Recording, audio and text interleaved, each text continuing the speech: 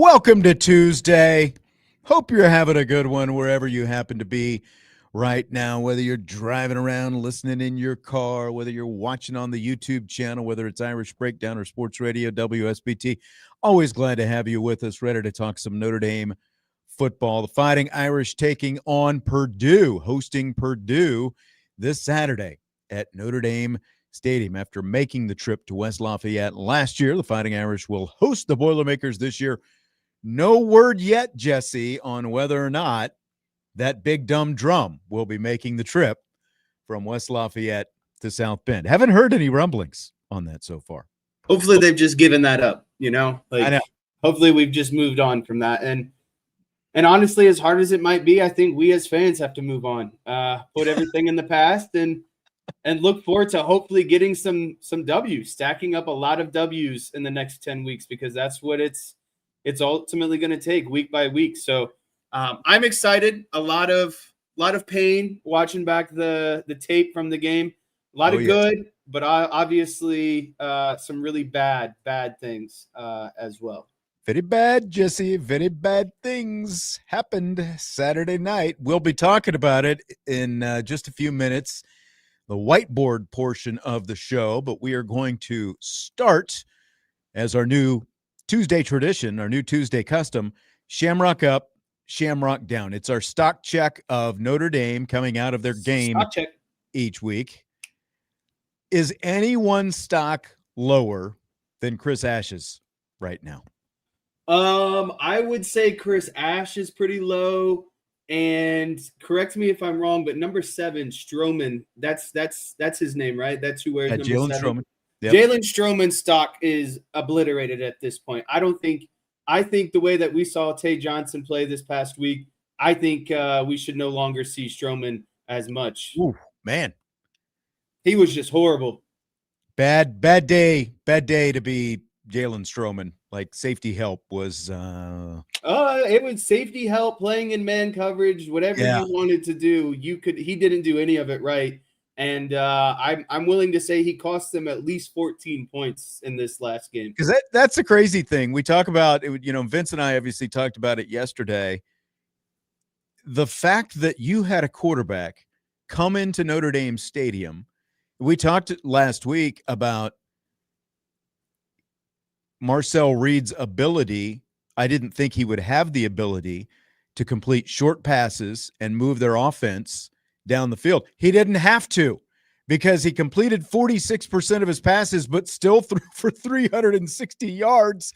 Yeah, and he didn't have a good day. He did, but he didn't. Like he in graded, a different way. Yeah. He graded out bad. There were more passes that he could have hit. He could have had a 500-yard passing day if he hit everything that was out there for him. Had a lot of turnover-worthy throws as well. That's got to be the hardest pill to swallow. Is Reed played like a C. You could probably range it from a C- to C+ game, and you would think he was the Heisman frontrunner. Yeah, I mean, and we talked about for good reason, his running ability, and that's what scared, I think, most of us more than anything. But it really wasn't until that last drive, their last game-winning touchdown drive, where he hit that run to convert a first down, where his legs really came into play. That was really, all things considered, that turned out to be a non-factor for Texas. Almost feels like Notre Dame really geared up for the run, because that's what it was last year, really a run-heavy game on both sides of the ball. And it was evident because the linebackers and the secondary, they were biting a lot on play action. And like you said, they were getting sucked up. And Marcel Reed, and we talked about this going into the week, he looks to pass. He is a pass-first quarterback, and there was not a lot of design quarterback runs or plays where he's taken off on the edge, maybe like one or two like you were saying. But, I mean, he wanted to throw the ball. And if you don't get pressure and you let him sit back there, I mean, the result is what happens. And that's what we saw on Saturday. So just really frustrating watching the tape back. NH asking in the YouTube chat, doesn't Ash coach safeties? Sure does. As Nate Bargatze would say, nobody knows. Don't really want anybody to know who's doing what, it seems like. Because we're talking about defense. What's that? Carson Hobbs. A lot of people are talking about Carson Hobbs as well, and I get that, but he's a little bit younger, and I just, again, in my opinion, Stroman cost them 2 touchdowns, and we'll get into that here in a little bit. But the thing about Stroman, too, is he's just got more experience. It's just inexplicable, in my opinion, at this point, the way that he's playing. And seeing Tay Johnson on the field after Don Schuler's just heinous ejection, he played really well. I thought he held his own, and if that's the type of play we're going to get out of Stroman, I need to see less and less of him.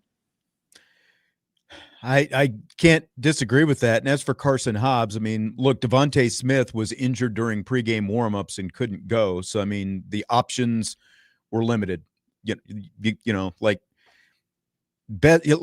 think that we were all, after watching the Miami game, thinking, well, there probably needs to be more Devontae Smith. And then it became, from where I was sitting, it became Devontae Smith watch. It was like, is he even playing? What's going on? He's on the sidelines. He's in full uniform, but he's not playing. And of course, we found out in the post game that he apparently hurt his ankle and was not able to go. So, that Hobbs it is what it is. It was what it was, I guess. But at the end of the day, whether we're talking about the secondary, the linebackers, the defensive line, the name on the billboard for the defense is the new defensive coordinator, Chris Ash. And quite honestly, I can't remember anyone. You probably have to, I know we keep throwing this name around. You probably have to go back to 2016 since anyone's stock was as low for Notre Dame as what Chris Ash's stock is right now after these first 2 games and after giving up 488 yards against Texas A&M Saturday. So I don't want to go too deep into this or open this can of worms too much, but I made this comment to you over the weekend. This is to date, and obviously, this is hindsight, so whatever, but Notre Dame is 0-2, and I think you can place about 75% of the blame on the defense, maybe even 80% of the blame on the defense.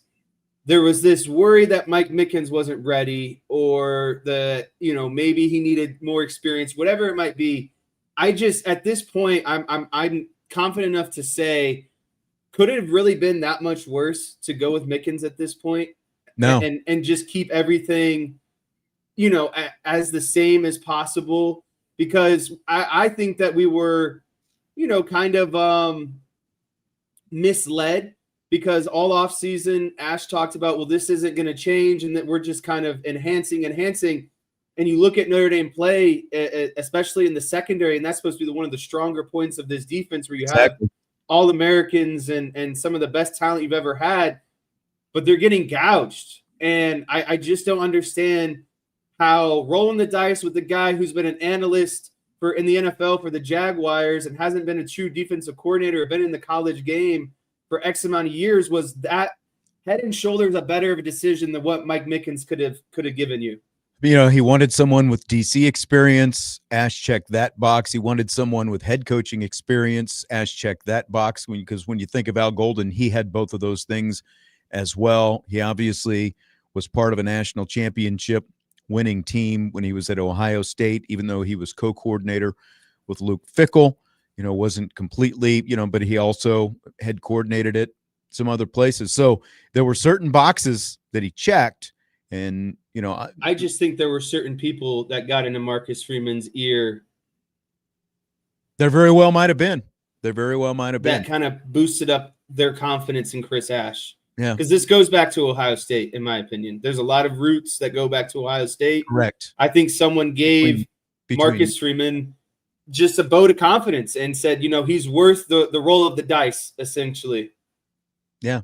all those Ohio State connections with Urban Meyer being at the top of that list. And then you had, Fickle in there as well, who obviously Marcus Freeman was very close to when he coached for him at Cincinnati. And just, yeah, all that intertwining seems to have had a lot of influence. And now you've got a big hole to dig yourself out of. They've got to figure it out in a big hurry. So Ash stock low. So what about Marcus Freeman? Like where his stock falls in all of this after two close losses to two ranked teams. It's funny because, like from a national perspective, you do still hear some national people talking about, well, Notre Dame, they've lost, but they've lost by a total of 4 points to two ranked teams. And now those two teams are both ranked in the top 10, Miami and Texas A&M. So it feels like they're looking at it a little bit differently, even though there are all these obvious defensive lapses that's really to blame for this. Because as I've said, like if the defense plays even half as well as it played last year, then I think Notre Dame wins both of these games, two games that they lost by a total of 4 points. So where does Marcus Freeman's stock fall in all of this, do you think? Yeah, so I guess you kind of have to preface with not everyone else is playing Villanova and FIU right now. And yes, that's if I had Vince's bell, I would ding it. Ding, ding, ding. That's right. And so that's not an excuse, but I think it's a preface into, everyone's going to have to play the Miamis and the Texas A&Ms. Not everyone is playing them back-to-back weeks to open the season with a new quarterback and a new defensive coordinator. But those things should have been, and defensively, those things should have looked better. And I think situationally, there's some stuff in both games that Marcus Freeman could have done a little bit better. We'll get into that. I think it showed itself more during the Texas A&M game. But coming off a national championship, winning all those games in a row like Marcus Freeman did last year, I know the front of the schedule is hard. No one said it wasn't. You lost by 4 points combined to two top 10 teams. You had to win one of them as a head coach. You had to win one of them. And so, given some of the situational decisions they made, and to be honest, I'm going to factor in the decision to hire Chris Ash in general, because I think a different defensive coordinator at least gets you 1-1 and potentially 2-0, like you're saying. So that is still Marcus Freeman is at the head of that decision at the end of the day still. Right. So I have to be stocked down because of some situational lapses, and because at the end of the day, Marcus Freeman had the final sign-off to bring Chris Ash in. And again, I believe defensively they are to blame for 75%, 80% of these two losses at the end of the day. So I have to be, stocked down in right now today, Tuesday, after being 0-2, I have to be stocked down on Marcus Freeman. You're still the head coach of an 0-2 team, regardless of what the level of competition was that you played. And you got one of those games at home, because again, you can write off a lot of things with Miami, road game and all that different stuff opening up the season. Look at what Miami did to USF over the weekend. Like, they are looking legit right now. So from a Notre Dame perspective, you have to, as much as you might hate Miami, you have to be cheering for Miami. Now you have to be cheering for Texas A&M the rest of the way as well. But just like I said, Chris Ash's name is on the marquee of the defense. Marcus Freeman, as I've always said, as the head coach, his name is on the marquee of the program. He hired the guy who is floundering in front of everyone in primetime TV 2 games in a row to open the season. Let me ask you a fun question. I saw this floating around the interwebs today. There are people, not even people, I'll go direct to the source. Barstool, Big Cat, everyone knows who that is. There was a discussion today, and he made the argument that Notre Dame is in a better situation after week 2 this season than compared to last season. You're 0-2, but you've lost 2 games. I've heard that. Would you rather be 0-2 against 2 ranked teams top 10 teams than 1-1 against, with a bad loss, with a home loss to a MAC team? Is that kind of the yeah, I mean, they were 28-point favorites. You just came off the Texas A&M win. And after that NIU loss last season, everyone questioned whether or not Marcus Freeman was still the guy to be the head coach. There were people who said he needed to be fired. There were people who thought he couldn't win, take them through the rest of the season. And he turns around and obviously goes to a national championship. I guess what I'm trying to say is I'm not completely disagreeing with the argument. And Notre Dame, as crazy as this sounds, there is still a high opportunity for them to achieve the playoff goal, right? Like, it's too far down the road to think about right now, but 10 straight wins, Miami's the ACC champ. Somehow Texas A&M maybe ends up in the, like, if Miami and Texas A&M both end up in the playoffs, and those are Notre Dame's only 2 losses, their first 2 games of the year by a combined 4 points, and they run the table, there's going to be a legitimate argument for Notre Dame, right? And so I'm trying to spin this the best way possible that this is the end of the world, but there's still a lot of work that needs to be done. But you've backed yourself into a corner for the second straight year. No matter how you look at it, whether it's 1-1, whether it's 1-1 with a bad loss or 0-2 with 2 losses to 2 ranked teams, your back is still against the wall now. You've put yourself in a situation where you have to win out. There is no more margin for error. And, again, we're going to get specifically into the defense here in a minute and, just see kind of, how ugly maybe it is. The biggest difference, 1-1 last year with a loss to NIU versus 0-2 this year with 2 losses to ranked teams. You gave up 29 total points in those first 2 games combined last year against Texas A&M and Northern Illinois. You gave up 21 points in the second quarter alone to Texas A&M Saturday night. So again, the biggest difference, like, you can look at it as, well, this is, just on paper, 1-1, you went on the road and beat a ranked team. You lost at home to an unranked team. 0-2, you lost to 2 ranked teams. The biggest difference is still the biggest wart that you have.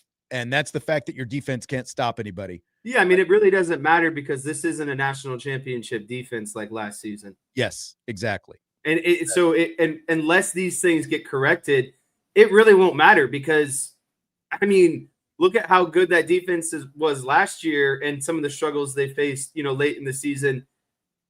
It could really blow up. Like, they are the bottom of the bottom in a lot of defensive metrics right now.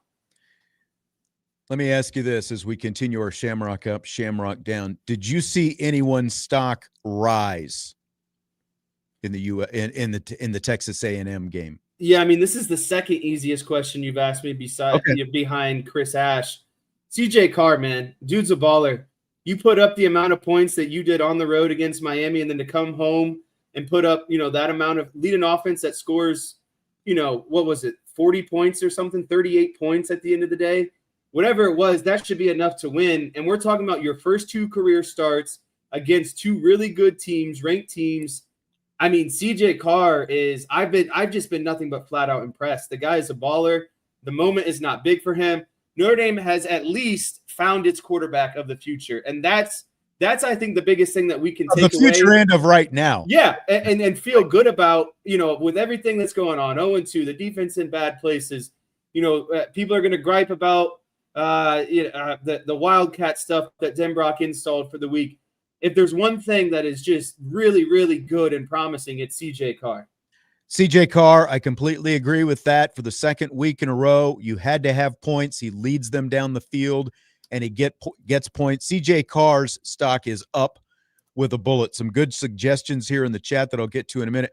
I still, it might only be incremental, but I would say Jeremiah Loves is up after 23 carries and 94 yards rushing, and he also had 4 receptions for 53 yards. The only thing that I'll say about Jeremiah Love, though, that would be a knock, doesn't it feel like he's just trying to hit a home run every time that he touches the ball right now?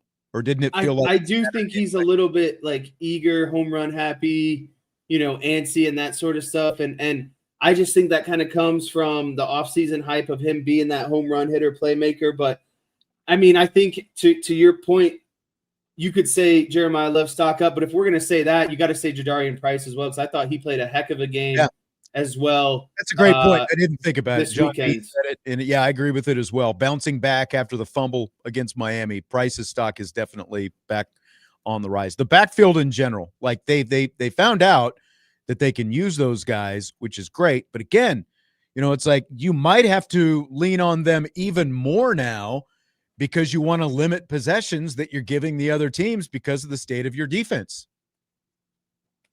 Yeah. It's a tough line to toe right now, because not only are you trying to, score points, but you're trying to give your defense a break too and keep them off the field as much as possible, just because of how much of a liability that they were. And the thing is like the defense did show some flashes of playing some good football. It's just like when it's bad, it is really bad. Michael says he wouldn't rule out NC State, Pitt, or Syracuse. All those teams are looking really solid right now. Yeah, I mean, NC State I would put at the top of the list for me. Syracuse, I'm still kind of in the who have you played. Yeah, they dominated Colgate. Yeah, and UConn for that matter. I mean, Angeli's playing well. I'll give him that. But like the one that scares me the most of those three is still NC State. And then, as Jonathan said in the YouTube chat, so does Purdue end up ranked if the defense plays that bad? I mean, against them. I mean, it's like, and let's just not even go there, because like that's just waters that you don't want to be treading in at this point. Stymie Snurdley says Tay Johnson's stock is up. Can't disagree with that. Jesse led off basically by saying Tay Johnson needs to play more now, especially considering you're not going to have a Don Schuler for a half, and that's like a completely different discussion. Archer says KVA. What did you think about Kingston Viliamo Asa's play Saturday? Yeah, I'd be remiss if I said I was watching him every play, and especially when I was kind of going through and watching again, I was looking at more broken pass plays, basically. Yeah. Yeah. So, everyone's gonna say, well, KVA needed to be in there and playing man to man on that guy on the last play, except Drake Bowen. I'm not completely in that boat. Drake Bowen is still an incredible athlete, really good. Jesse has a Drake Bowen man crush, so you're not going to convince him otherwise at this point. So. Yeah, I mean, you're just not going to take him off the field in that situation. Like I said last week, KVA is playing really well. Playing with his hair on fire, though, because of the somewhat, because he is in a rep share steer. Like every time he hits the field, he is a Tasmanian devil. Well, and the thing is they're letting him play a little bit differently, honestly. Like Bowen and Snead are playing more traditional linebacker, where they're making reads and reacting. It seems like when KVA's out there, they're just cutting him loose. They're not really giving him a ton of read and responsibility. It's you're getting to your point on the field, and that's really it. So I thought he did well in coverage. Like there were some times he split off into coverage and that sort of stuff. But I mean, yeah, KVA is playing well. Don't get me wrong, but I just don't think I think people are wanting to say that he needs to replace like a linebacker out there. I just don't think it's to that point yet. And that's where I'm at. Final thought before we move into some whiteboard here in a minute. The philosophy on buying stock, of course, is buy low, sell high. So with that in mind, whose stock you buying right now that you think you would be able to make a killing on at the end of the season when you sell it high? I'm going to say Christian Gray on the defensive side of the ball. Right. I think he's a really talented player. I think by the end of the year, he's a guy who's going to, be in draft discussions. I think that he's obviously been struggling a little bit, and we'll get into that, a little bit later in the whiteboard of why. But, some of it is self-induced. Some of it is obviously scheme-induced. But I know Christian Gray is a really good player. And I think his stock is a bit down right now, and I would be willing to buy it and sell it high as, Notre Dame now has the luxury of easing into some of these games where they can really, I think, get their feet underneath them, and it starts with Purdue. So I'll start with him on the defensive side of the ball. Offensive side of the ball, I mean, no one really sticks out quite yet. Well, you're not supposed to stick out because you're buying low. So, I mean, you're basically saying these guys have a lot of work to do right now, so I'm going to buy their stock while it's sitting this low because I think that they're going to look that much better by the end of the season. So for that reason, I'll just go with – you can pick whoever you want on offense, but I'm going with the pass rushers. It's just got to get better. It just has to. That's a really good one. They've rushed 40 times so far, but they've got 3 total pressures. They've got 1 overall sack that was against Carson Beck and 5 total pressures through 2 games. So The pass rush, edge rushers, it has got to get better. So that's where I'm buying my stock low, because I think by season's end, it's like if it's not better, then again, this is just, we don't even want to go down that road at this point. Let's take a timeout. When we come back, we've got some whiteboard. Jesse is going to show us, I was going to say the good, the bad, and the ugly. Unfortunately, it might be just bad and ugly, but we'll see where some of the breakdowns were on the whiteboard as we talk a little X and O's, Notre Dame football after Notre Dame's loss to Texas A&M Saturday night, but the Irish host Purdue this Saturday afternoon at 3:30 at Notre Dame Stadium. And that means a relatively early start time for the game day crew coming up this Saturday. Out at the Linebacker, coming up with more right after this.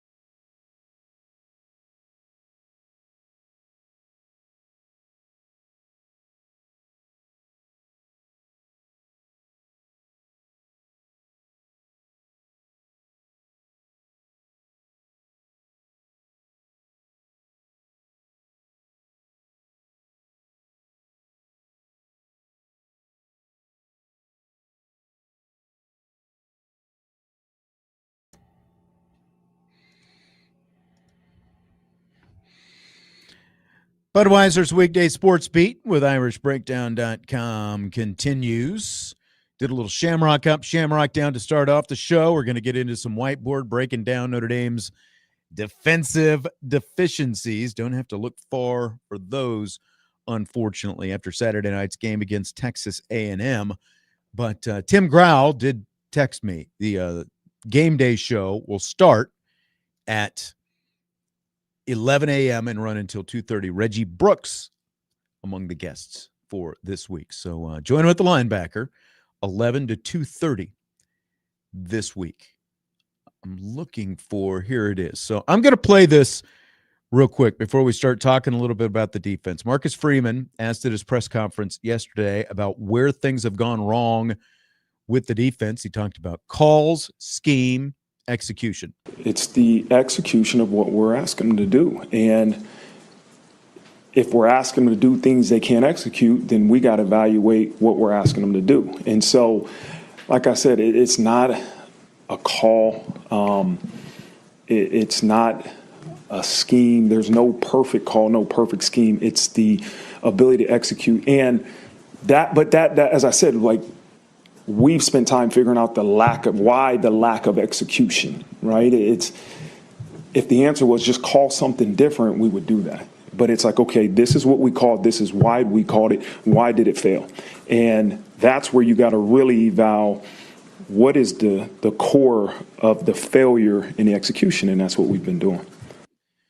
All right, so there is Marcus Freeman. I just have a hard time understanding why, if the scheme that they are running is the scheme that Al Golden has been using for the last 3 years, which is essentially what Marcus Freeman said in another cut yesterday, why there is so much confusion about what they're supposed to be doing. I don't know if you have any thoughts on that, Jess. You're muted. I do have a preamble that I'd like to get into before we do preamble to the whiteboard. So, I don't disagree with what Marcus Freeman is saying. There is obviously a lack of execution. And when you listen to, NFL coaches, and that's what I spent a lot of time watching, actually a good amount of NFL games over the last couple of days. Every coach is saying what Marcus Freeman says: execution, execution, execution. When things go wrong, it's about execution. And so I'm buying that. But I believe right now, after rewatching the film and kind of breaking down some of these big busted plays that happened against Texas A&M, I truly believe that the Notre Dame secondary doesn't have an identity right now. And I think last year, despite everyone talking about, well, they play so much man, they blitz.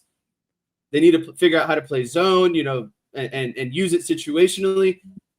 At least last year's defense knew who they were, knew what they were good at, and could execute what they were good at. I think this season there's this hypothesis that they need to be able to be in more zone and zone.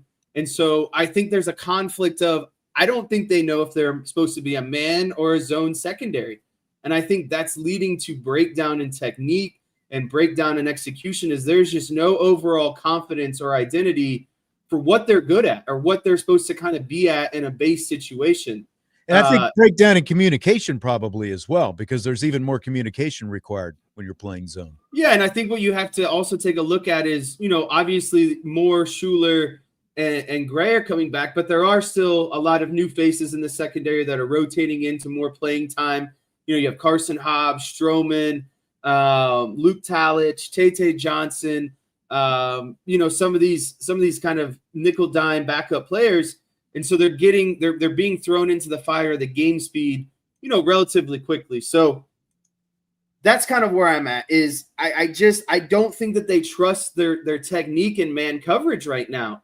Because I don't think that you don't think they trust themselves in man either. I think that there is so much confusion. There was probably a good amount of install over the summer with the zone stuff. I just don't think that they focused on what they were predominantly good at, and that's being a man defense. Like they are really good in man coverage, in my opinion. And we're gonna go through some plays. They had breakdowns in man coverage. It's not like they were getting burned in zone. And like you just didn't see that last year. You didn't see them get burned in man coverage or not be in the right spots during man coverage. And so, we can talk about the secondary, but I just think the defensive line isn't getting home. They're not getting sacks. Reed had 4 or 5 seconds to sit back there. The linebackers and safeties were getting sucked up in a lot of play action. So it's like it goes all around, but it goes back to bad fundamentals on the defensive side of the ball. And I don't understand how you lose so many of those good fundamentals from last year to this year. All right, let's go to the whiteboard because we don't have a ton of time here. I mean, we've got a little bit of time, but I want to make sure that we get in some of the good stuff. So I hope you're starting off with something juicy to get us going here today. All right. Yeah. So you want me to describe what you've got up there? Go ahead. Yeah, if you don't mind. Okay, so we're looking at Notre Dame's defense and Texas A&M's offense. What Texas A&M has is the quarterback Marcel Reed in the shotgun. The running back is offset to his left. He's got a tight end in a wing position to his right. He's got twin receivers to the right side, and the ball is on that hash mark, on the right hash mark, and he's got one receiver to the other side. And you've got on the outside receiver to the boundary side, you've got a cornerback over that receiver. You've got a corner over the receiver on the other side as well. And then you've got a safety, the responsibility of the slot receiver, it looks like, on the right side of the formation. Yeah, so just to kind of set the scene here, this is in the first quarter. 9 minutes and 47 seconds are on the clock.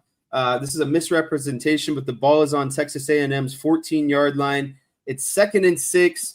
Notre Dame had just given the ball up, this was after the block punt. I believe this is Texas A&M's second drive, again, on their own 14-yard line. Notre Dame is at a too high look right now, and what's going to happen is they're going to be playing, man coverage here. So I have a play. I have Concepcion circled. He's the number 2 wide receiver out to the so he's the on the slot. He's in the slot. Is the slot on the right side. Okay. The safety that is going to end up being responsible for him is Stroman. I have him circled. He's kind of playing center field, middle of the field right now.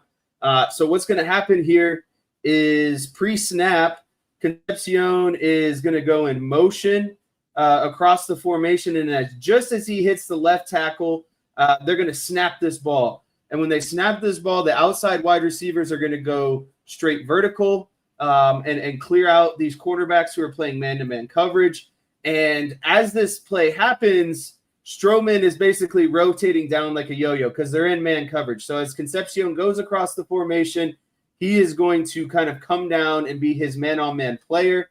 At the snap of the ball, like I said, outside wide receivers are going vertical. That H-back that's to the trip side into the boundary is going to work his way across the formation and work into the flat, right? So that linebacker to the play side or the field side is going to be responsible. He's going to go into the flat and take him in man coverage. That's all fine and well. But what happens here is Concepcion crosses the formation.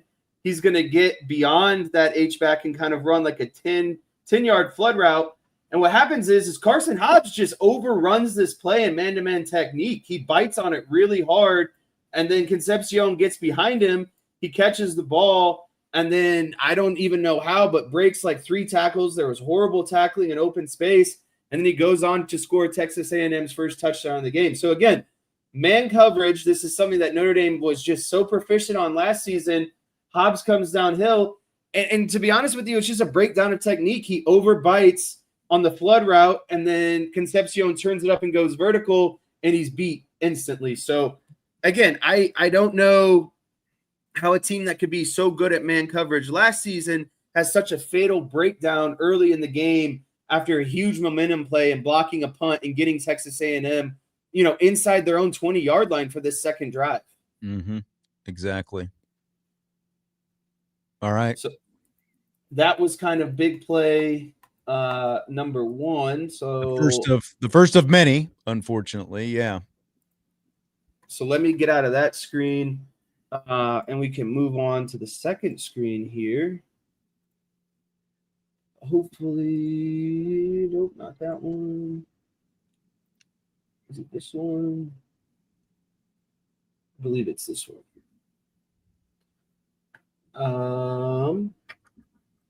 Yes. Yes, it is. Okay. Can you see the screen again? Yes. Awesome. So we'll set the stage here again real quick. So ball is on the left hash on Notre Dame's 46-yard line. Marcel Reed is in shotgun. He has his H-back, or his tight end kind of in a wing position off to the right. Then he has a wide receiver out to the field side as well, kind of just by the numbers. And then he's got one wide receiver into the boundary who is also into the numbers. So I think first and foremost, what really upsets me about this play is Notre Dame has 7 defenders for 3 guys who ultimately end up running a route. And one of those routes is a running back into the flat. Like Notre Dame has 7 players to guard 3 players in space, and one of them doesn't even run routes for a living. You know, like, what are we doing here right now? So what you're going to see is the far side wide receiver to the field side is going to get vertical, and then the wide receiver into the boundary is going to run a flood route all the way across the field to the field side.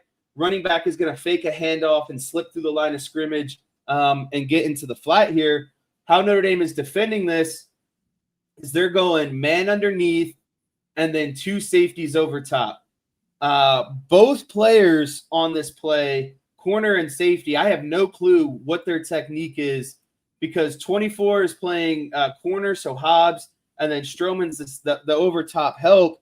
I mean, so immediately on the streak, it looks like Hobbs bites. I don't understand what he's biting on, but as he's getting vertical, he bites on like this inside route, and then hold it. Is it 24 or 21? 24 is Mark Zachary. 21 is then yeah. Sorry, it is 24, so it is Mark Zachary. Okay.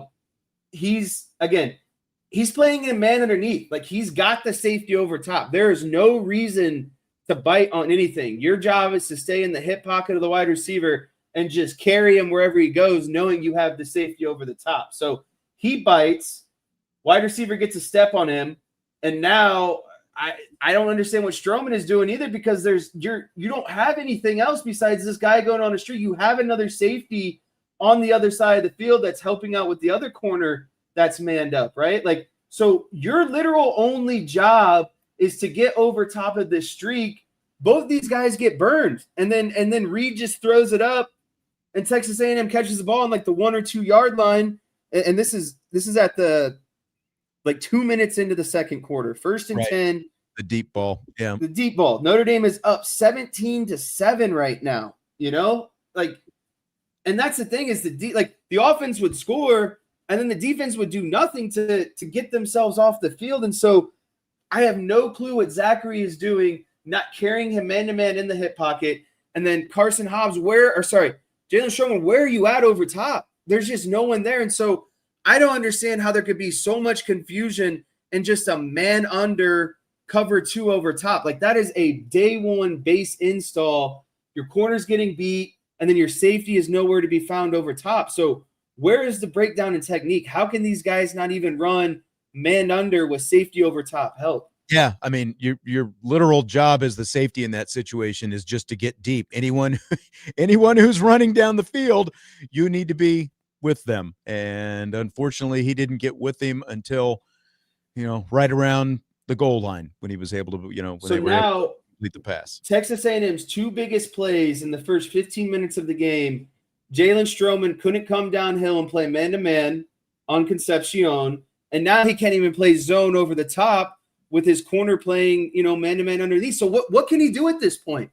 Can't play man, can't play zone over the top. He's got to get off the field, in my opinion. He's just a liability in every form of coverage at this point. Whiteboard on Tuesday. We're looking at Notre Dame's defensive elapses from Saturday against Texas A&M. We got a couple players there. A couple plays there, rather.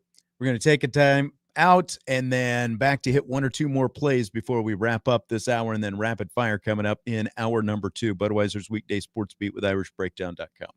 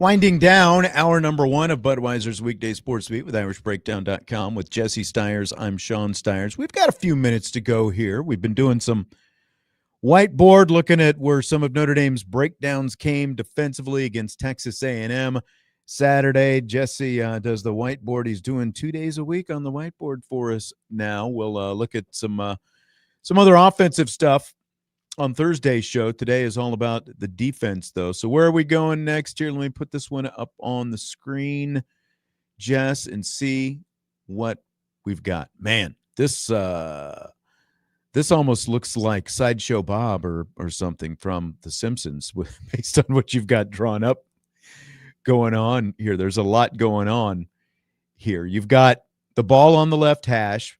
Texas A&M quarterback Marcel Reed again is in the shotgun. He's got a running back to his right. He's got a tight end on the wing to the left. And then he's got twins right to the field side and the one receiver on the boundary side as well. So where are we going here? I see a lot of deep routes again coming up for Texas A&M. Muted again. First thing I want to say here is where we're at in the game. Second quarter, about midway through the quarter, ball is on Texas A&M's 39. Notre Dame is up 24-14 in this instance.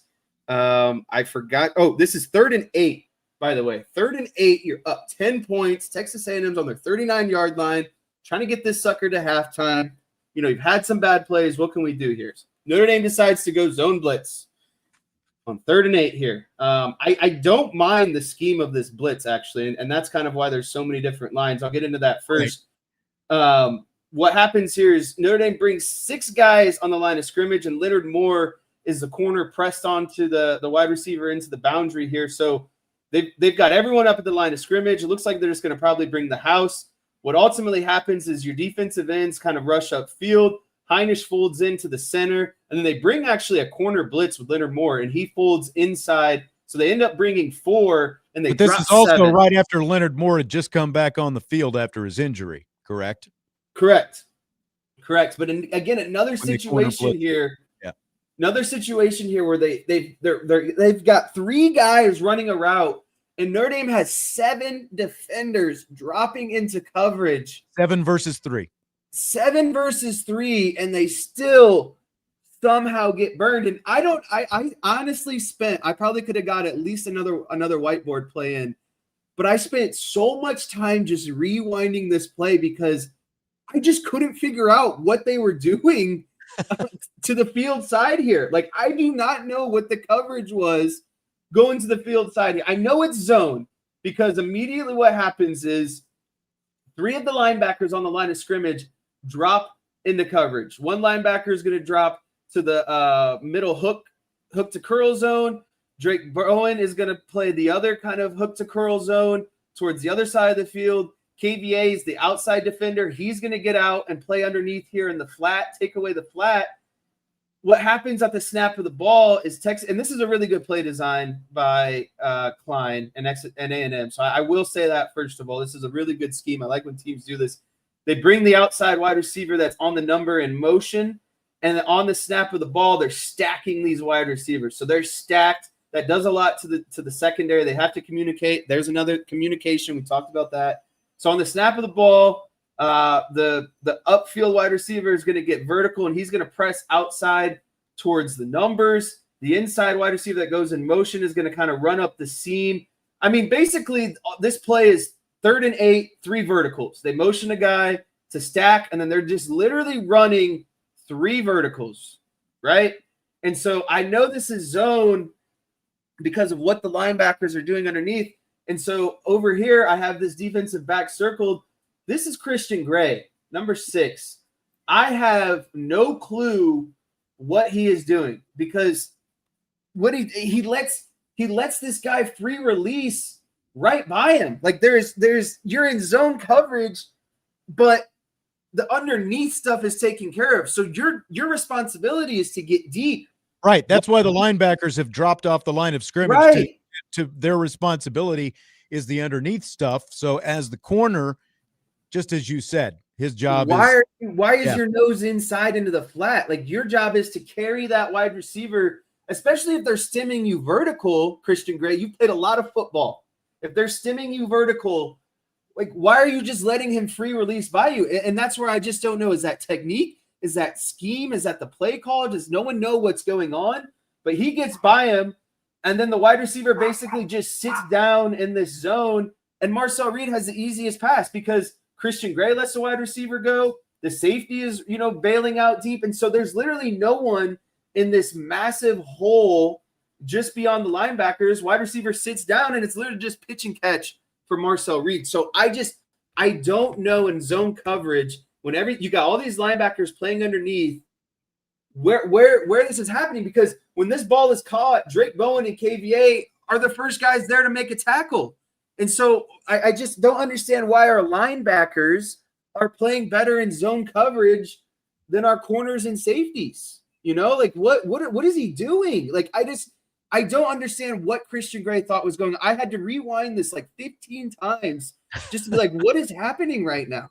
Scott in the YouTube chat says he rewatched the play a few times, and it looked to him like Gray thought they were in cover 2, and everyone else thought they were. And that's kind of the conclusion I came to as well. It looks like everyone else thought it was like cover 3, cover 4, and Christian Gray just thinks that, yeah, it's cover 2, so he's got a safety over top, but he needed to get out in quarters. He needed to be one of the guys to get to fight over top, And so as he's fighting over top, and then this wide receiver puts his foot in the ground and hits a 15-yard comeback route, he can break on the ball at that point. But it's just free release, and it's just, I just never seen 3 verticals run so free in a freaking zone coverage. Like, this was cover 3 or cover 4, and they're stemming you with verts. Like, this is the play call. So I don't understand where the breakdown was in Christian Gray's coverage. Right. So theoretically, this should have been the call to take away exactly what Texas A&M did. Yeah, they brought a nice pressure off the backside with Leonard Moore folding in on the blitz. Like, I get he came in,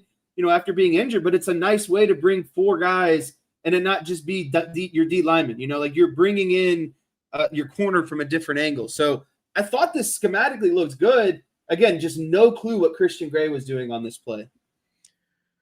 All right. Well, many breakdowns, unfortunately, for Notre Dame Saturday, and Jesse has covered plenty of them. I don't know, I feel like it's a TKO at this point. We were coming so hard on the secondary and safeties. I had one last play to get into the linebackers, but do you have one that you can get through real quickly? Or I do. I could be real quick with this. Just a couple minutes. Okay. Yeah. We'll do it then. All right. Let me get in here real quick. Let me stop this one. Again, I could not just hate on the secondary all day. That's, everyone kind of had their mistakes here. This play absolutely drove me insane. So 4th quarter, 11 minutes and 17 seconds left, ball on the 39-yard line. It is 3rd and 12. 3rd and 12. Texas A&M is going to run the ball here for 12 yards and they're going to get more than 12. They're going to huge gain on 3rd and 12 running the ball. And I just have no clue what the linebackers are doing on this play because it's the easiest read in all of football. So Marcel Reed is on the right hash. He's got empty set, or at least looks like he's got twins to the right. He's got his tight end split at the wing to the right. So you got trips into the boundary with your tight end, and then to the field side, you have 2 wide receivers split out into the boundary. The number 2 wide receiver is Zach Moss. Marcel Reed is going to motion him into the backfield. Jalen Sneed is out there, number 4. He's man on him. So when he comes in motion, he now enters. Jaden Osbury. Osbury. He now comes into the box. So immediately Marcel Reed knows, okay, at least they're in man coverage because Osbury's following him. On the snap of the ball on 3rd and 12 here, Notre Dame blitzes 5. No idea why. It's 3rd and 12. Okay, let's blitz 5. They bring the linebacker up the middle. And so immediately what happens here is tackle, guard, center, and right tackle are going to down block. The right guard and the tight end are going to pull to the left. Osbury, no clue what happens here, but he's got to scrape over top. And if he does, he makes this tackle literally on the end of the line of scrimmage. Like, this play is funneling to him. The guard and the tight end are pulling in front of his face. Like, there is no bigger red flag alert that the ball is going that direction when the guard and the tight end are pulling that direction. You know, like I don't know as a linebacker what else you could read in this instance. So Osbury is late to read it. He gets caught up in the mix. Instead of scraping over top, Zach Moss takes this, and it's an easy run, you know, for I think like 30, 40 yards on a freaking 3rd and 12 play where you blitz 5 and your linebacker can't read a pulling guard and tight end right in front of his face. All right. Well, just more misery, I guess. Is That was the point of this today, right? We had to highlight schematically where things broke down. That is something so simple though, and that's what's baffling. How do you not read that? Like that is day right. one basic read, guard pulling in front of your face. Because if they're pulling down the line of scrimmage, if they're pulling, your responsibility as the linebacker is to go in that direction. Like correct. The only way that you would not end up going in that direction is if they do something misdirection and go back the other way. But you've got to follow the pulling guard. But that's obviously not what he did. And so the only grace I'd give Osbury is obviously he's backside on the play, and Notre Dame blitzing the inside linebacker doesn't help because he's your like those two are supposed to funnel the play to each other essentially. What do you think about the blitzes that you've seen from Ash so far? Like the way he blitzes, the kind of blitzes he has called compared to like what Al Golden used to do. I think they like at least with Al Golden's blitzes, they would get home. Like we said, he would probably blitz way too often. But the thing about it is Notre Dame just isn't winning enough one-on-one. They're not winning enough in one-on-one pass coverage, and they're not winning in one-on-one pass rushing. That's a recipe for disaster if your blitzes can't get home, the quarterback has all day, and then you have breakdown in technique in the secondary. So, the scheme isn't putting the players in the right position. But Notre Dame also just isn't winning enough one-on-one. And so I like that you just can't have that, And so, again, we criticized Golden for probably blitzing too much, rightfully so. But at least the pressure was in the quarterback's face. At least the quarterback was getting hit or getting knocked down or had to make a quick throw. Now it's nothing. They're bringing pressure. They're not getting actual pressures. They're not getting sacks. They're not getting QB hits. And so it's just a waste. You're bringing guys for no reason at that point. All right, good whiteboard stuff. As always, we'll take a break. When we come back, rapid fire, a lot of topics coming up. Hour number 2, Budweiser's Weekday Sports Beat with IrishBreakdown.com.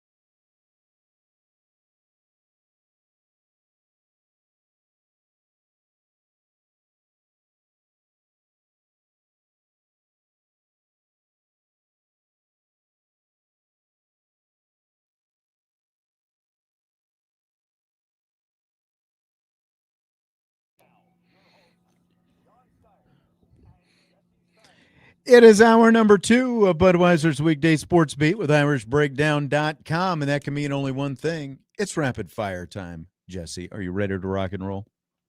I am ready to rock and roll.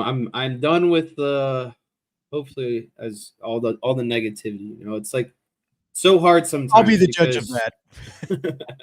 As a fan, it's like you want to be positive, but then like we've been talking about, you rewatch some of this film and it's like, man, what is just going on? It's tough. It's tough. It is. Let's switch to the offense. We haven't talked offensive side of the ball very much at all yesterday or today. We had a short show yesterday, and of course we spent the pretty much most of the first hour talking about the defense. So we saw Notre Dame run the wildcat a few times against Texas A&M Saturday. Marcus Freeman talked at his press conference on Monday about the benefit of doing those direct snaps to the running back versus a short yardage package that might include backup quarterback Kenny Minchie. And here's what he said about that. If you're truly going to commit to running the ball in that situation, then Jeremiah Love, or one of our running backs, is going to be a better runner than anybody with the ball in their hands. But, you know, Kenny Minchie gives you another asset of being able to throw it and run it. And again, CJ Carr isn't a dud. He can run, you know, if we need him to run. But I don't know if you love your quarterback taking those hits in some of those short yardage situations. And that's not to discredit Riley, like we didn't care about Riley, you know. But again, it's the creativity that you have to have, but also it's the production that you believe that package or that play is going to have. And it was pretty productive on Saturday. We'll see what wrinkles that we have for this upcoming week. All right. It was pretty productive for the most part. It was a new wrinkle that we saw. We've seen some people kind of asking for it. So what do you think, especially when you talk about, would you rather do that, or would you rather just bring a quarterback like Minchie off the bench for his own package where he has essentially run pass options versus a running back who is pretty much just going to run every time? No, I don't mind the wildcat look at all. I think that, you know, there were just a couple of times where the play broke down. I think that's where I've heard a lot of the griping is it just felt like that's what they were doing every time. The couple of times that they got stopped, there was one time where there was just blown assignment on the blocking side of things. And the other side, there was another one where Jeremiah Love just, in that situation, he just needs to get vertical now. And one of the times he was trying to press the edge and beat the defender. And it's just like, listen, you're Jeremiah Love. We have a really good offensive line. You just need to press the situation and get up in there and know that you can get basically 1 yard. So my complaint with the look is you have to have some sort of variation off of it. You can't just keep running the same thing over and over. And that's where I'm a little bit frustrated with Denbrock, because he has to know that. Like, when you run it in the first and second quarter, cool. Like, you're going to catch them off guard because they haven't practiced for it. But like we've talked about before, defenses come off and they talk about it and they get on a board and they start, okay, here's how we're going to fix this. And so by that time, Notre Dame needed to have maybe like a jet come off of it where Jeremiah Love like catches it and hands it off to Faison going in jet motion. Like, or just fake it. Like, yes. get you know, like you've talked about, some eye candy. Get the eyes, get the linebackers and the defensive backs' eyes looking in one direction, and then maybe Jeremiah Love does, or Jadarian Price does something else. And so or maybe you go two back in that situation and Jeremiah Love is out there and he just hands the ball and puts it in Price's belly. You know, like, that's not hard for a running back to do, but just there has to be something, like you said, to get the defense looking in a different direction or you know, worrying about what their assignment is going to be, because the more you just run out there and do the same thing over and over, you're going to run into issues. So I don't mind the overall concept of the play, but I just want to see more variation off of it. Yeah. And I've told you before, like, Mike Denbrock has to have something more in his bag than just one play for every short down situation. Like, you make a living as an offensive coordinator by how creative you can get on 4th and 1, 3rd and 1, you know, at the goal line, that sort of thing, where you need short yardage plays and you just got to out scheme the other team, basically. Yeah, I didn't love it on the 4th and 1 at the 48-yard line. Now, granted, it got stopped and it led to a Texas A&M field goal. But like to Josh's point in the YouTube chat, by my count, they ran it 7 times. Josh says it worked like twice for positive yardage. Not so fast, my friend. Maybe you had a few too many beverages Saturday night, because it actually got stuffed twice. The first time they ran it was on 4th and 1. First and goal at the 5, and Jeremiah Love gets stopped. He actually gets dropped for a 2-yard loss on that play, and then Jadarian Price scores a touchdown from the 7 yards out the next play. But then the next time, it's 4th and 1 at the 8. Love gains 4 yards on it. The next time, 2nd and 10, and Jadarian Price gains 3. That was the only time Price ran it.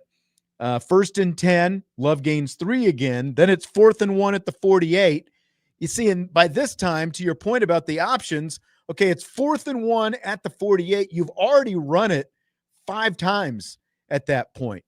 And so you're taking away any option, like everyone knows at this point, Jeremiah. There's no element of surprise. Yeah, there's zero surprise. And so they stuff him, as you said, maybe a bad block. But then they ran it twice on the final touchdown drive. 1st and 10, they gained 6. On 4th and 1, they also gained 6. So, I mean, they ran it, they gained positive yards all but 2 different times. And unfortunately, it was the one very crucial time where it got stuffed on 4th and 1 near midfield.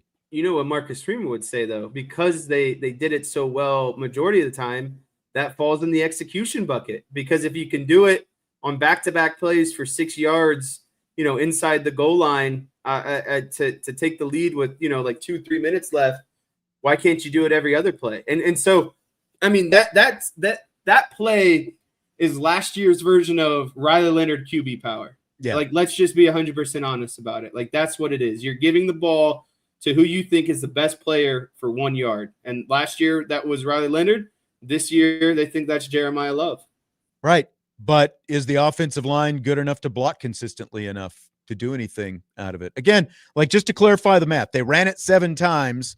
It gained at least 3 yards 5 of the 7 times. So that, like, if you just look at that, that is successful. Now, you've shown everybody else the rest of the season what you're going to do. So the question is, do you have wrinkles off it? And for that reason, I would almost rather just have a Kenny Minchey package where he can factor either in the run game or be able to pull it and throw the ball and hit somebody. Personally, I'm not ready for the Minchey package yet. You're not ready for a Minchey package just yet, huh? Nope. Okay. I think it's easy to blow up an RPO mesh. And if they bring the house and blow up the mesh point, I think that's just bad news bears for Kenny Minchey. Okay. I can see that. That's a lot. That's leaning very heavily on the Wildcat. And I understand what you're saying. Get the ball in your best player's hand. Okay.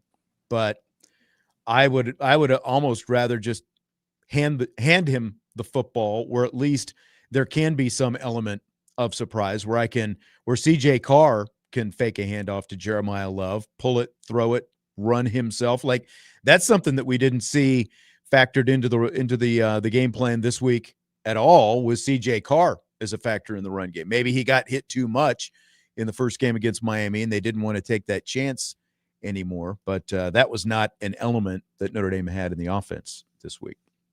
Did I tell you my parlay? Everything hit but the Notre Dame money line this past weekend. That's factoring the money line into your parlays, I think, is the worst strategy. If you're gonna throw a bunch of different props together, where did this come from? I would stick with player props because it's not dependent on the outcome of the game. Like, if I had bet all the player props that we were talking about last week, I would have hit all of them and not factored, the outcome of the game into it. Yeah. Hindsight is easy as a 6.5 point favorite. Stay away from it. So here are CJ Carr's numbers through 2 games passing. He's thrown for 514 yards, completed 63% of his passes, 3 touchdowns, 2 interceptions. Both of them, by the way, both interceptions, deflections, of course. Now we can talk about, whether or not they were wise choices, to throw either one, but they were both deflected still. But here is Marcus Freeman on Carr's response after these first two losses. As solid as any individual I've been around. He is, this moment isn't too big for him. He has made some really, really great plays. There's plays in both games that he knows that he wishes he could do over. But, I mean, CJ Carr is going to be an unbelievable player. He is doing great things for our offense right now. And as I told him yesterday when I met with him, the ceiling I have for CJ Carr is extremely high. And he's doing things right now that are really, really good. I'm talking about really good. But sometimes he needs to hear how great he can be. I mean, he can be really special. All right, so there you go from Marcus Freeman. CJ Carr, Jesse, has been blank. CJ Carr has been everything and more, in my opinion. We talked about this at the beginning of the show during Stock Up and Stock Down. CJ Carr, every week, his stock just continues to trend upwards. You know, for a guy that is making his first career starts against two ranked teams, against really solid teams, he has done more than expected in my eyes. And he has, I have never once felt like CJ Carr has been detrimental or, you know, a reason why they're not succeeding. I mean, the offense is putting up really good numbers against really good teams, and you would not know that CJ Carr is a young quarterback. And I'll even go to say, I think CJ Carr and this is, you know, maybe this is the homer in me, but I'm going to get up on this pedestal and say it right now. All the teams coming into the season, Alabama, Michigan, Ohio State, Texas, all these teams had a common denominator of young quarterbacks making their first time starts. I think CJ Carr has been the best young quarterback in the country to take over program like high caliber programs. And I don't even think it's close at the end of the day. I think he's playing better than Arch Manning. I think he's playing better than Julian Sayon. I think he's playing better than Bryce Underwood. Say it right. And the thing is, there's no O in saying. The thing is, at the end of the day, no one has had to play near the level of competition that CJ Carr has. So not only is he playing better, but he's also playing better competition. So I love CJ Carr, and he's going to be a really good quarterback for Notre Dame for hopefully 3 seasons. Yeah, or at least 2, just depending on how quickly he does ascend. I mean, if you need proof that a quarterback's record as a starter is overrated, just see the first 2 games that CJ Carr has played, because he's unfortunately just been completely overshadowed by the poor play of Notre Dame's defense. They were down by 2 touchdowns against Miami. He leads them back into a tie game twice. They're trailing at Texas A&M late in the game. He leads them first on a field goal drive and then on a 12-play, 75-yard touchdown drive to take the lead with under 3 minutes to go. Like, he can't do much more. Yeah, to Ace 45, 4ND's point, can he play corner as well? No, he can't. And, you know, like, again, what Notre Dame's defense is doing is completely overshadowing the fact that CJ Carr has been at completely as advertised, if not even more, based on what he's done so far, as a guy who's only started 2 games in his career, and he's done it against ranked teams as well. He's not getting a break-in period against Villanova or Indiana State or Florida International or any of these other teams. You know, if the defense just plays half as well as they played last year, CJ Carr is a national headline right now that we're talking about how the first-time starter led the Irish to back-to-back wins over ranked teams to begin his career. And that's like, he's put the team in the place and walked off the field in the place that he needed to put them in. He's done his job. Now it's time for the other side of the ball to start playing complementary and, you know, help him live up to that, help the whole team live up to that. Yeah, it's just really like the kid has ice in his veins. Against Miami, he leads a drive to go tie the game, and against Texas A&M, he leads the drive to go win it, both under 5 minutes remaining in the game. You know, like he just doesn't blink. And I honestly feel like as the pressure or the moment enhances, so does his game. Like, his game rises to the occasion. And, you know, I saw something, and I think this will tie nicely to a comment in the chat as well between the parallels. I saw something that a lot of players in the Dallas secondary was apologizing to Dak Prescott in the locker room after the game for their horrible coverage. I think the Notre Dame secondary needs to go in there and tell CJ Carr, like, same thing, man. He is, as a young guy, he is doing nothing but putting them in situations to win and and now both games, the Notre Dame defense, specifically the secondary, has let him down. Yeah. Swandong says saw a lot of parallels with the Notre Dame defense and the Cowboys defense. I talked about this yesterday. I know you weren't here, but basically watched the same game 2 days in a row. The difference was the Cowboys have a kicker who can, probably kick a Good field from goal 70. 40-yard line. Yeah, that's right. All right, we ran behind in the first hour, so I got to get into this break because we still got this break and another one to go before we wrap up the show here in about a half an hour or so. Budweiser's weekday sports beat and rapid fire with IrishBreakdown.com continues next.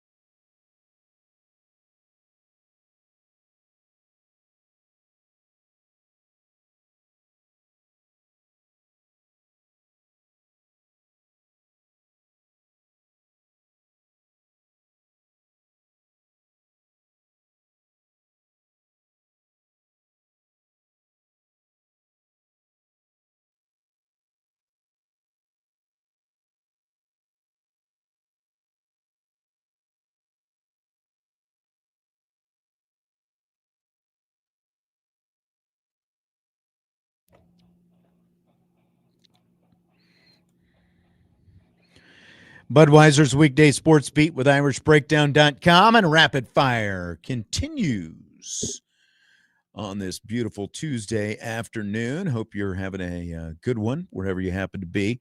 Sean Kelly in the YouTube chat asks, what are our thoughts on CJ Carr apparently tipping run and pass with his feet alignment? I don't know if you've seen this, Jesse, but CJ Carr took the snap 64 times.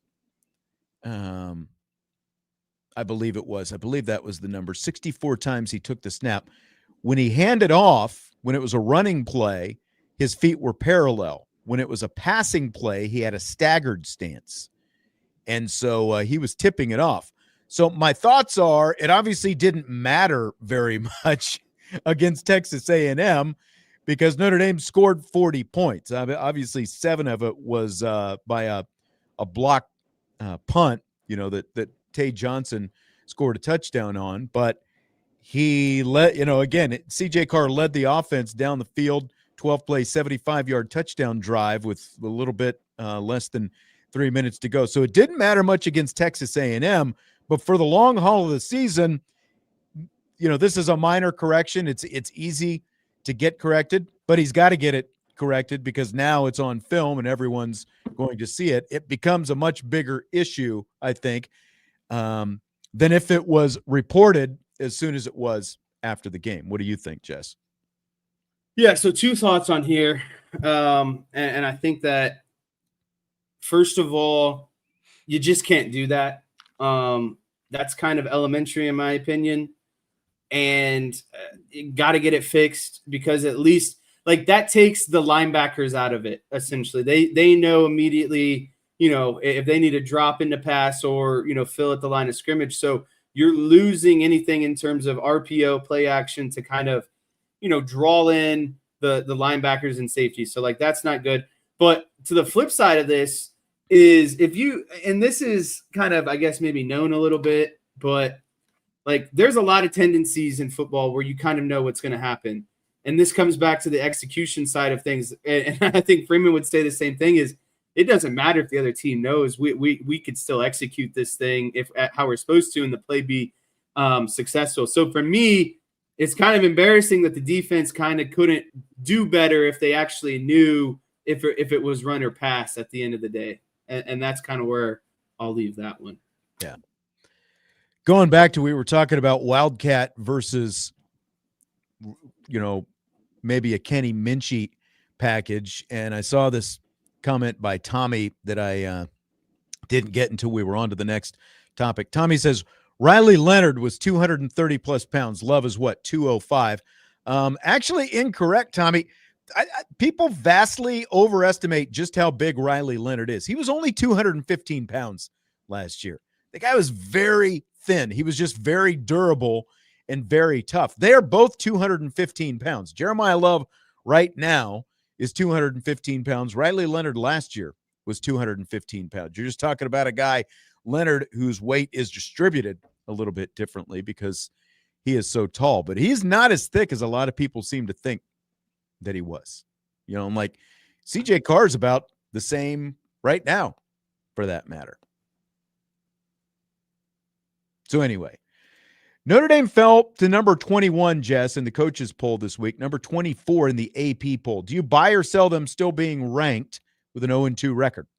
Yeah, I mean, I do buy them being ranked because no one in the country has played a tougher schedule than Notre Dame, and it's not like they've looked incompetent. Well, I mean, we could get into the defensive side of the ball again, but they haven't looked completely incompetent. They're not losing in blowout fashion. They're not, again, they lost the first game by 3 and the second game by 1 against now 2 top 10 opponents. And, basically what I saw, and I think what would help justify this, you take the top 25, you play at a neutral site, I guarantee Notre Dame is the favorite in at least 50% of those games. And I would say that, yeah. If you think Notre Dame shouldn't be ranked, look at who they've played, look at how they've lost, but also look at how their talent and team would stack up against the current top 25. You play at a neutral site. Notre Dame is going to be a spread favorite, and again, at least 50% of those matchups. I would say probably every game outside of the top 10. And even the games in the top 10 would be a toss-up because look at how those games have ended. I mean, what is Miami ranked now, 4 or 5?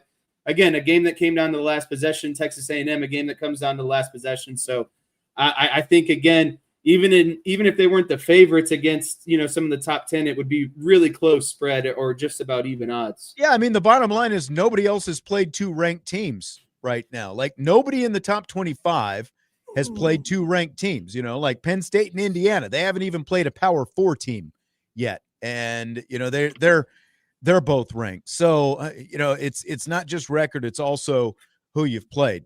And that's what Notre Dame faced coming into the season. They knew they were going to have their 2 toughest games at the start of the season. Now it's on them to go out and win games that they're going to be favored in for the rest of the season, because there's probably, depending on how things go these next couple of weeks, there's probably only one game where there's any chance that they wouldn't be favored the rest of the year. And I'm not saying they won't be, that they won't be favored in that game. I'm talking about USC, just depending on where both teams are when they get to the middle of October. I think that's the only game that there's any chance the other team would be favored over Notre Dame. They're going to be favored pretty much the rest of the way. So, yeah, I've got no problem with them being in the top 25. It's just a matter of going out and starting to win some games now. Ace 454 ND says, someone's telling stories. Leonard looked like the love Chick-fil-A a bit too much. I don't know what does that mean? The love Chick-fil-A. You're saying Riley Leonard looked big? Is that what you're trying to say? I'm not too sure. Why is your video off, by the way? I hurt my shoulder here for a second, so I've been kind of wincing in pain a little bit. But I think what the overall rationale is like people aren't buying that Love and Leonard are like. Oh, he's saying he looked big. He looked like he loved Chick-fil-A. I'm telling you, man, I've stood next to him. Riley Leonard still is very thin. He is a very thin guy. He is not thick at all. Like, I realized he was wearing, shoulder pads, and, they, like, on the quarterbacks, they put those rib protectors on him and stuff like that, so it makes them look a little bit thicker. He is a very thin guy. He is built like a shooting guard is what he is built like. Like, remember, he wanted to be a basketball little small forward action. High school. Yeah, like, he's not a thick guy. He's not. So I think maybe they're just built different. Love is more, compact, muscle, mass, right? Leonard's just a little bit taller and a little bit more, stringy. I just think people don't realize how tough Riley Leonard was and how much, the thing about Riley Leonard is he just had no regard. So he played like someone was big because he was willing to throw his body into any situation. Yeah. Again, you can bend him, you can twist him, you can shake him, you can bake him and do all that stuff. And he took a licking and kept on getting up and kept on playing. Okay. I've got to find this cut here for the next one. Did you get to see any of the Clemson Georgia Tech game Saturday afternoon? No, I was at a golf outing and I didn't. Oh, that's right. I forgot about your charity golf outing. That's right. So during the Clemson Georgia Tech game, the ACC allowed the ESPN broadcast to go behind the scenes to allow viewers to see and hear what the replay officials were seeing and discussing during instant replay reviews. So like you would have the guy down on the field with the headset looking under the hood, and he would be talking to the booth. Here's an example of a touchdown they were looking at. I'll let you hear what they were talking about. Yes, hey, Adam. This is Adam. The ruling on the field is a touchdown. Yeah, I'm gonna show you 2 shots. I'm gonna show you the handheld. This is the handheld right here, and you can see he's got a body part down, but his ball is pinned against his lower leg right there with the tops of his hands. Keep going. And then he's out there, right? And then he's still fumbling with that ball. Okay, on that shot right there. And then he gets control, but he's clearly out.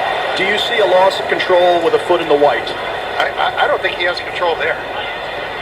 I agree with you.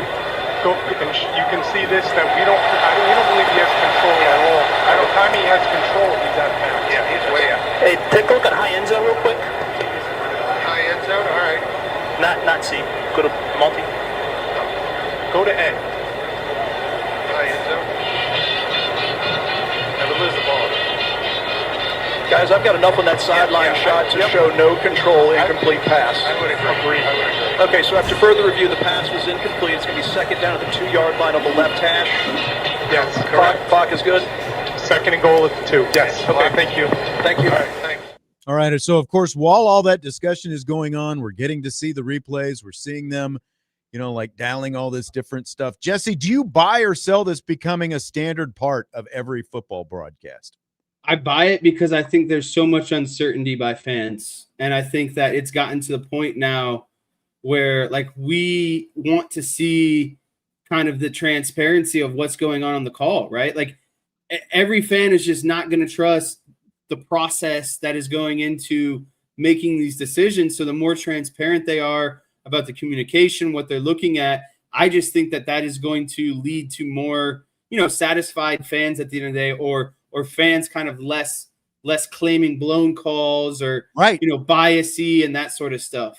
And I think the biggest advantage to all of this is if you do this, if you, literally lift the mask, lift the, the cover off the hood, however you want to say it. If you do more of this, you don't need the rules analyst anymore. And the rules analyst isn't telling us any more than we can already see most of the time anyway. Like he's trying to give some convoluted explanation either while it's going on or after it goes on, and they make the call.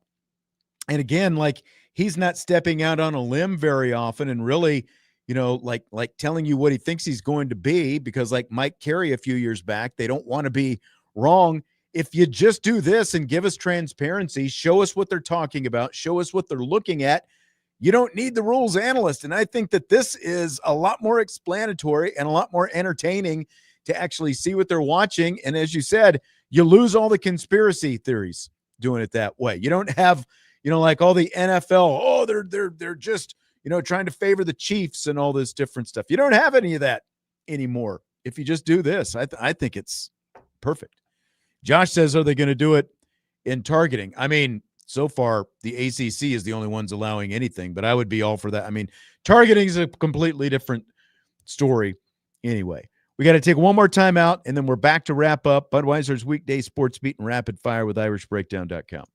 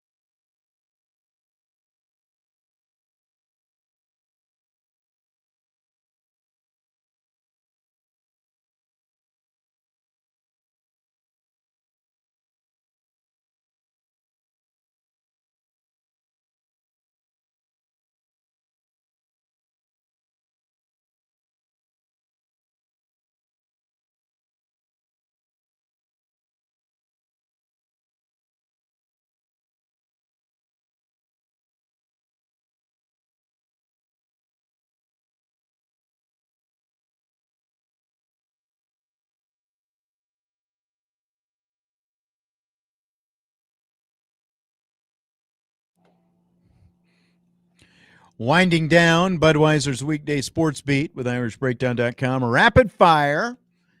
Had plenty of topics. We've got 2 left here, Jesse, and we've only got about 4-ish minutes. Which one do you want to hit?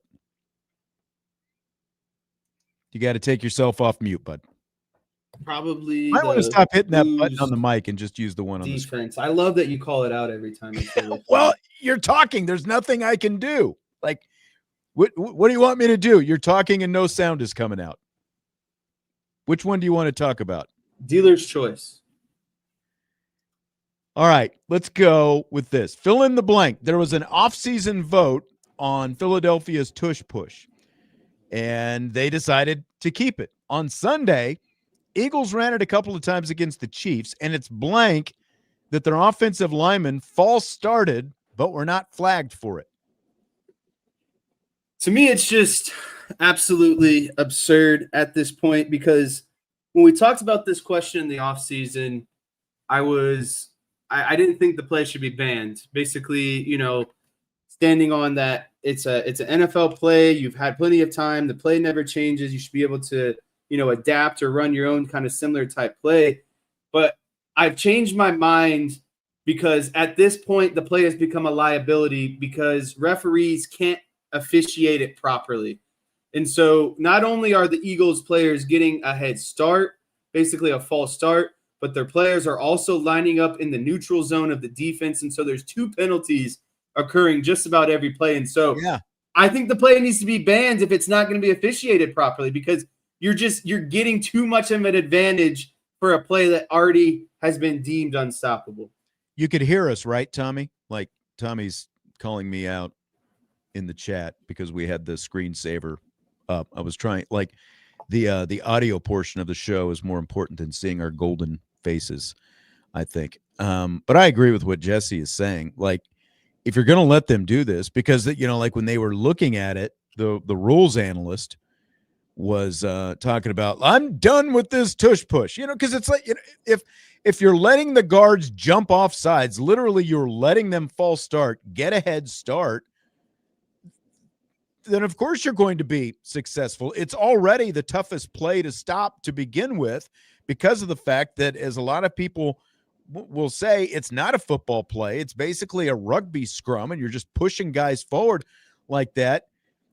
If you're going to do that, look, if the camera can see down the line and see where guys are lined up and see where they're jumping, the official has to be able to see it as well, because I've heard, it's tough to see. Well, if that's the case with all these guys, then you're going to have to ban it. I think they're going to vote for it next offseason, and it's going to ultimately end up being banned. Like, you've got to call it right. Like you were texting me when we were talking about it over the weekend. You were talking about how Mishawaka used to do that when you would play the same thing. Their offensive linemen, I love Keith Kinder, but their linemen were always, wasn't it the tackles in that case? Weren't they always going before the center? It was like a half second, split second before, but when a team's running a triple option and looking to literally get 3 yards per play, like, that's a huge advantage. You're getting that initial get off and push in a play where, again, you are literally only trying to get 1 to 3 yards. So again, what we're saying, Joe, because I was like, okay, other teams can run it too, stop it. But if you're literally letting offensive linemen get a head start before the ball is snapped, that is a penalty. You have to call the penalty. You can't let I don't care about the play itself, just officiate it properly. Officiate it properly is what we're saying. If you're going to let them do it, you have to officiate it properly, and it's not being officiated properly is the problem. It's really funny because tonight we've got to go. So we will we've got Wake Up the Echoes, or the Echoes, coming up here in just a few minutes. We'll talk to you tomorrow. Budweiser's weekday sports beat with IrishBreakdown.com. See you.